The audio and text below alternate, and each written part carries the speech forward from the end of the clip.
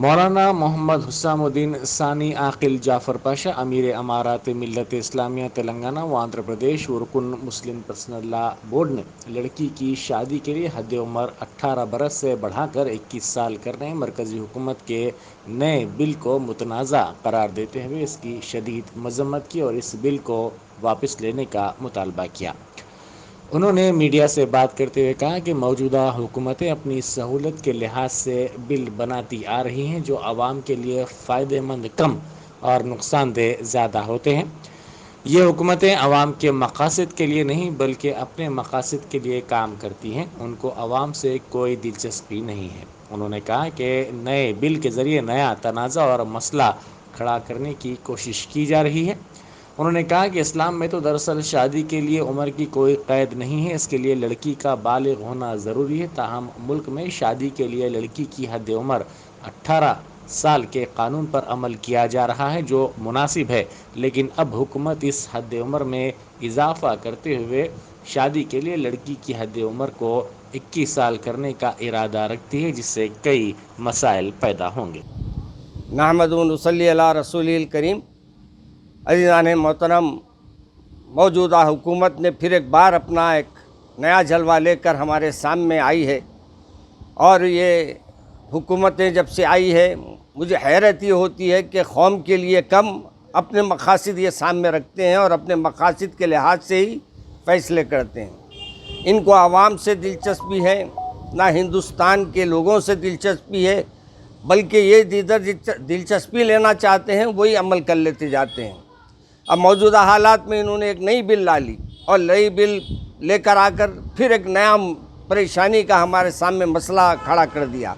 اور وہ مسئلہ یہ ہے کہ اب ہمارے کو یہ بتایا جا رہا ہے کہ 21 سال میں بچی کی شادی کی جائے۔ ہمارے اسلام میں بچی کی عمر کی کوئی قید نہیں ہے، ہمارے پاس بچی کا بالغ ہونا ضروری ہے،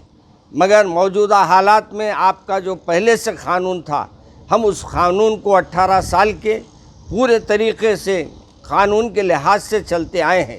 مگر یہ حالات آپ پھر ایسے پیدا کر رہے ہیں کہ آج کل 14-15 سال کی بچی آج کل جو ہے حالات کا شکار ہو رہی ہے اور ایک نہ ایک مصیبت سامنے لاتے جا رہی ہے۔ ماں باپ اسی کے لیے پریشان ہیں۔ 18 سال کی عمر تک تو بہت بڑی بات ہے، اب 21 سال کی عمر آپ کر دیں گے تو یقیناً اور مسائل پیدا ہو جائیں گے۔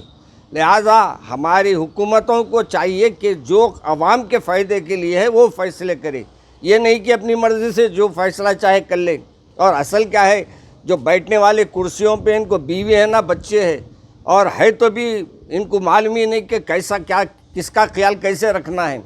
میں حکومت سے مطالبہ کرتا ہوں یہ جو بل ہے آپ واپس لیجئے، ورنہ پھر اور مصیبتیں جو کھڑی ہوگی آپ کے لیے آپ تصور نہیں کر سکتی۔ آج دیکھیے، آج نئے نئے چیزیں ہمارے سامنے آ رہے ہیں، اور آپ کے جو قانون بنانے والے ہیں اوندھے چتے قانون ہمارے سامنے پیش کرتے جا رہے ہیں۔ ہم ایسے قوانین کو مانتے نہیں جو ہمارے لیے، ہمارے ہندوستان کی جو میجارٹی ہے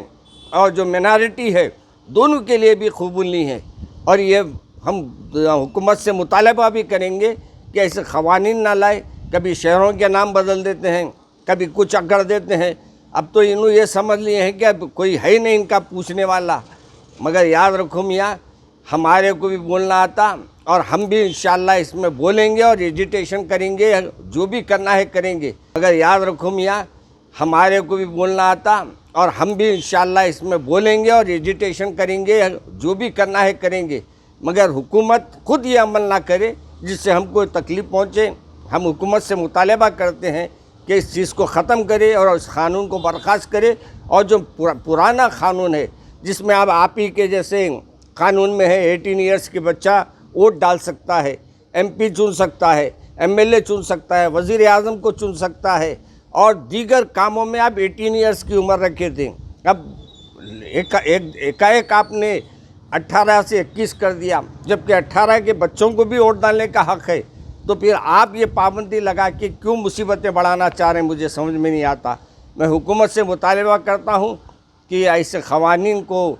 آپ جو بنا رہے ہیں عوام پسند نہیں کرے گی، اور عوام اس کے لیے آپ کا منہ توڑ جواب دے گی، اور آپ کو خود سنبھلنا چاہیے، کیونکہ الیکشن قریب آ رہے ہیں، اور الیکشن میں آپ کے یہ جو حربے ہیں ہمارے کام آئیں گے نہیں، بلکہ آپ کو مصیبت اور بڑھ جائے گی، اور ہمارے لیے مصیبتوں کو مت کھڑا کیجیے، ورنہ آپ کے لیے بھی، آپ کی حکومت کے لیے بھی فائدہ مند نہیں ہوگا۔ السلام علیکم ورحمۃ اللہ وبرکاتہ۔